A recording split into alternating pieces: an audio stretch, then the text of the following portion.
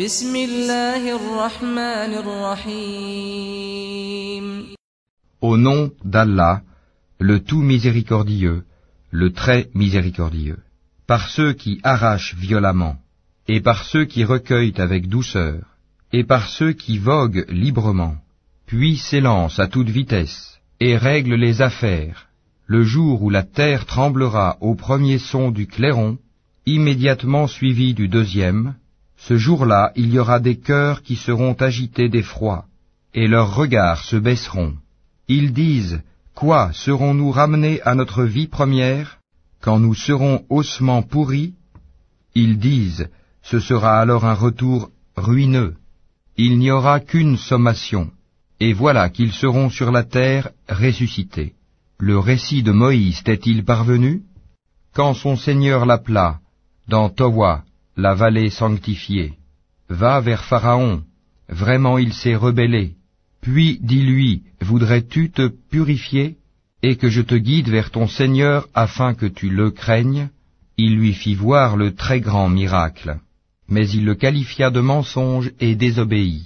Ensuite il tourna le dos, s'en alla précipitamment, rassembla les gens et leur fit une proclamation, et dit, c'est moi votre Seigneur, le Très-Haut. Alors Allah le saisit de la punition exemplaire de l'au-delà et de celle d'ici-bas. Il y a certes là un sujet de réflexion pour celui qui craint. Êtes-vous plus dur à créer ou le ciel qu'il a pourtant construit? Il a élevé bien haut sa voûte, puis l'a parfaitement ordonnée.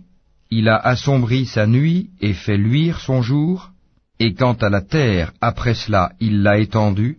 Il a fait sortir d'elle son eau et son pâturage.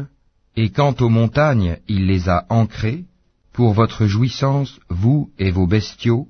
Puis, quand viendra le grand cataclysme, le jour où l'homme se rappellera à quoi il s'est efforcé, l'enfer sera pleinement visible à celui qui regardera.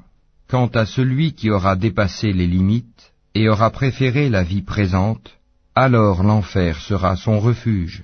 Et pour celui qui aura redouté de comparaître devant son Seigneur et préserver son âme de la passion, le paradis sera alors son refuge.